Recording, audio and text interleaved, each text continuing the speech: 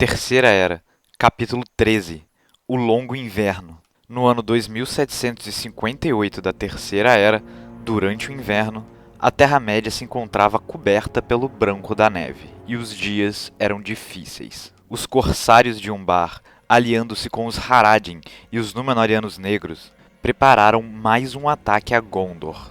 Uma frota gigantesca navegou o rio até os Gilead. O regente então convocou todos os soldados que podia para Minas Tirith e se preparou para a guerra. Mas estranhamente, metade daquela frota dos corsários de Umbar continuou navegando o rio, em direção ao norte, até o reino de Rohan.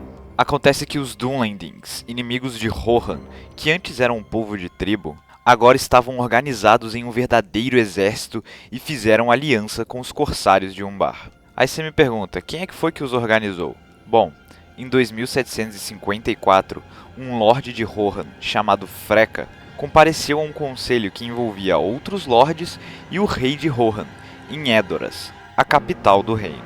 Nesse conselho, as coisas ficaram um pouco complicadas quando Freka exigiu ao rei de Rohan, Helm, que ele casasse sua filha com o filho dele, Wulf. Porém, Freka tinha parte de seu sangue advindo dos Dunlendings, em uma união que provavelmente aconteceu antes da fundação do reino de Rohan. E por esse motivo, Helm se recusou a misturar o sangue dos Eorlingas com aquele de seus inimigos. E aí, Freka ficou muito puto. E essa discussão esquentou tanto que, como dois bons nórdicos, eles caíram na porrada e Helm deu um soco tão forte em Freka que o cara morreu. E foi assim que o rei de Rohan ganhou seu novo nickname, Helm Mão de Martelo. Helm então declarou Wulf e toda sua linhagem como inimigos de Rohan.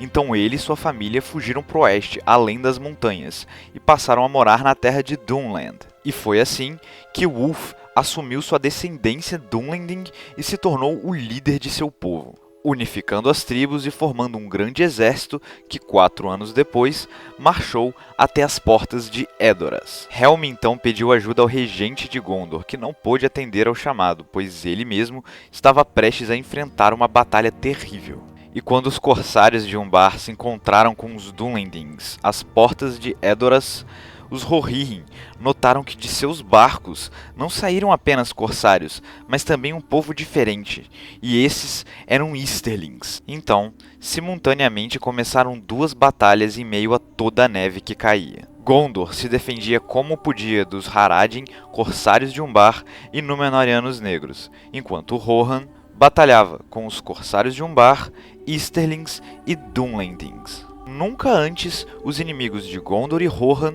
se uniram dessa forma, e os dois reinos passavam bastante dificuldades.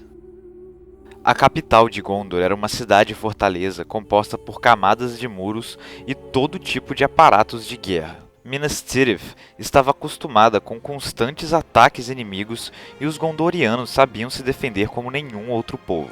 Apesar disso, pela primeira vez na história, os 4 primeiros portões das 4 primeiras camadas de muros da cidade foram derrubados e a cavalaria de Gondor foi quase completamente derrotada. Os gondorianos defendiam a sua cidade como podiam, mas as baixas eram inúmeras e os inimigos estavam avançando. Porém, Ilúvatar havia abençoado a mão dos homens aquele dia, e o regente mandou que abrissem o 5º portão. Lá de dentro, cavaleiros dispararam como balas, zunindo suas espadas e portando os estandartes do reino. O próprio regente saiu para a batalha, que acabou tendo um final inesperado. Acontece que os Haradin eram homens do sul, acostumados com o calor dos desertos, e após alguns dias de batalhas, no clima gelado do longo inverno, eles começaram a ser derrotados pelo rigoroso frio que se abatia sobre Minas Tirith. Aproveitando essa vantagem, os gondorianos derrotaram seus inimigos, os rechaçando de volta para as ruínas de Osgiliath, de onde eles haviam iniciado seu ataque. Os gondorianos não invadiram as ruínas da antiga capital do reino.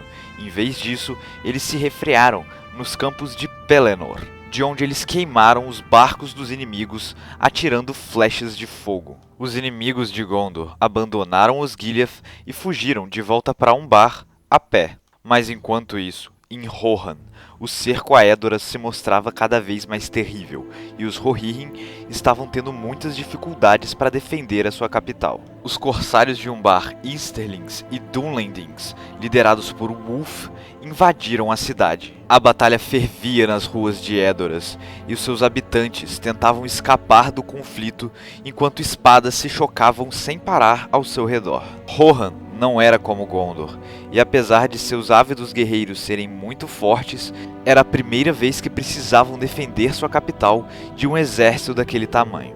Os Rohirrim estavam mais acostumados a defender suas fronteiras de grupos menores, ao invés de defender um ponto fixo de um ataque de um inimigo daquela proporção. Helm, mão de martelo, estava próximo às tumbas de seus antepassados quando o Wulf o encontrou, e ali os dois duelaram.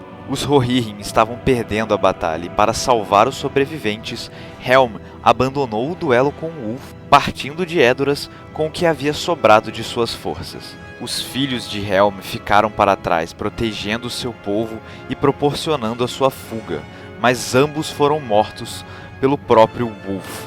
Edoras foi tomada, e Wulf se declarou como rei de Rohan. Ele então chamou as filhas de Helm e disse: "Eu quero ver quem vai me impedir de casar com você agora, princesa.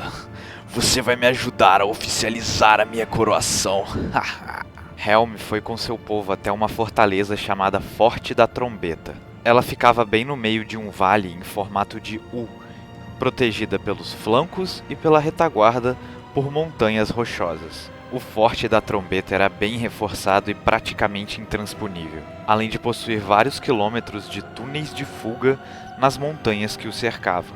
Helm reuniu ali o máximo de soldados que pôde, mas os seus homens não compunham nem 10% das forças inimigas. Lá, os Rohirrim resistiram ao inverno, até que seus inimigos fatalmente chegaram.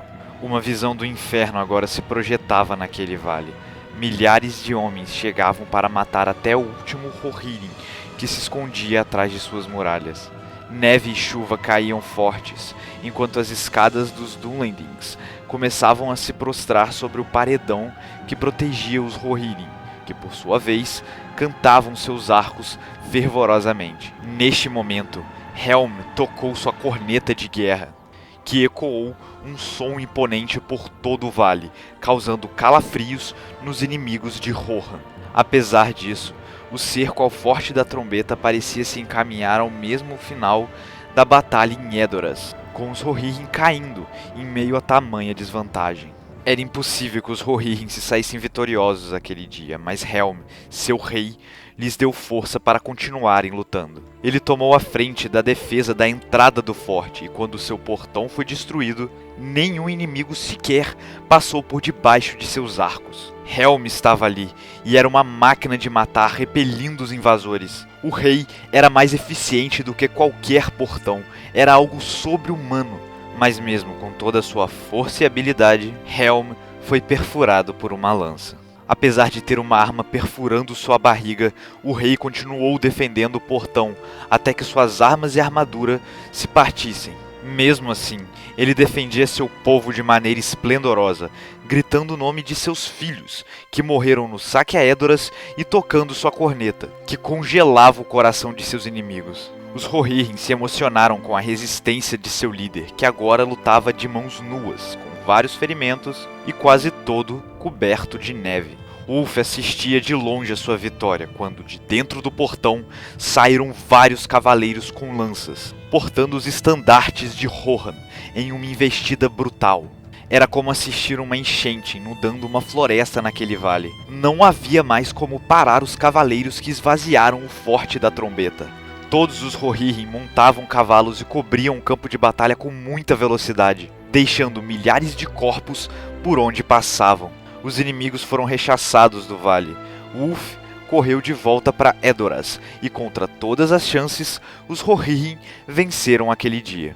Porém, seu rei morreu congelado aonde estava, todo ferido e paralisado, em uma posição de quem está pronto para atacar. Após essa batalha, os homens ergueram uma estátua no Forte da Trombeta em homenagem ao seu falecido rei, no vale que agora ficou conhecido como o Abismo de Helm.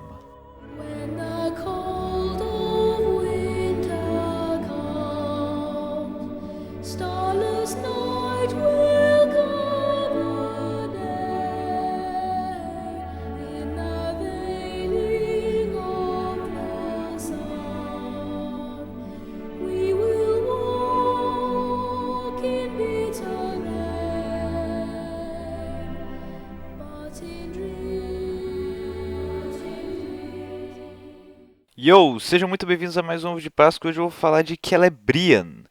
Celebrian era filha de Galadriel e Celeborn, e ela nasceu no início da Segunda Era, enquanto sua mãe e seu pai moravam em Eregion, o sub-reino dos Elfos em Eriador. No ano 1350 da Segunda Era, ela se mudou com Galadriel e Celeborn para a floresta de Lórien, onde ela se tornou a princesa de Lothlórien. Mais tarde, em 1701 da Segunda Era, ela foi com sua mãe Galadriel visitar Rivendell, onde Celebrian conheceu Elrond, o meio-elfo, e os dois se apaixonaram. Porém, eles só foram se casar no ano 109 da Terceira Era, provando que Elrond é o maior enrolador da Terra-média.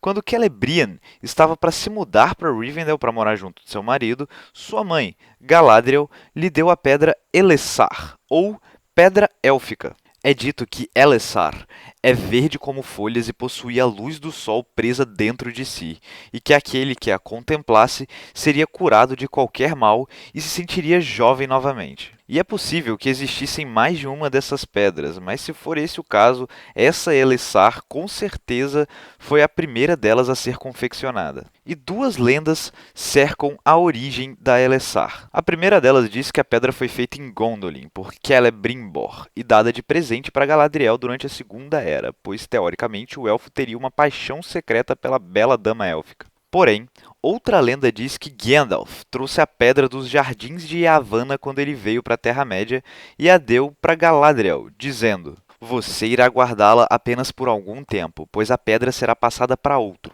também de nome Elessar." Mas o fato é que Galadriel deu a pedra para sua filha Celebrian, que levou para Rivendell ao se casar com Elrond. Lá, os dois tiveram 3 filhos: Eladan, Elrohir e Arwen. Sim, Arwen é neta da Galadriel, caso você não saiba. Mas enfim, Celebrian eventualmente deu a pedra Elessar para Arwen, que eventualmente a passou para seu marido, Aragorn, herói da Terceira Era que derrotou Sauron e assumiu o trono do Reino Unificado de Gondor e Arnor com o nome em Quenya, Elessar, cumprindo a suposta profecia feita por Gandalf a Galadriel. E o rei Elessar, de certa forma, rejuvenesceu e curou toda a Terra-média em seu reinado, talvez confirmando a lenda de que a pedra possuía esse poder. Mas aí tu me pergunta, o que aconteceu com essa tal de Celebrian, que não aparece em O Senhor dos Anéis? Bom, em 2509 da Terceira Era, Celebrian resolveu visitar seus pais em Lórien, mas sua caravana foi emboscada por orcs no meio do caminho. Ela foi capturada e torturada, e eventualmente envenenada. Daí seus filhos, Eladan e Elrohir, conseguiram resgatá-la e em Rivendell ela foi curada pelas habilidades extraordinárias de seu marido Elrond. Seu corpo estava como novo, mas o espírito de Celebrian nunca se recuperou de todo o mal que lhe haviam causado, e ela não quis mais ficar na Terra-média. No ano seguinte, Celebrian foi até os Portos Cinzentos e navegou a oeste, até Aman, de onde nunca mais retornou. E é isso, até semana que vem, tchau!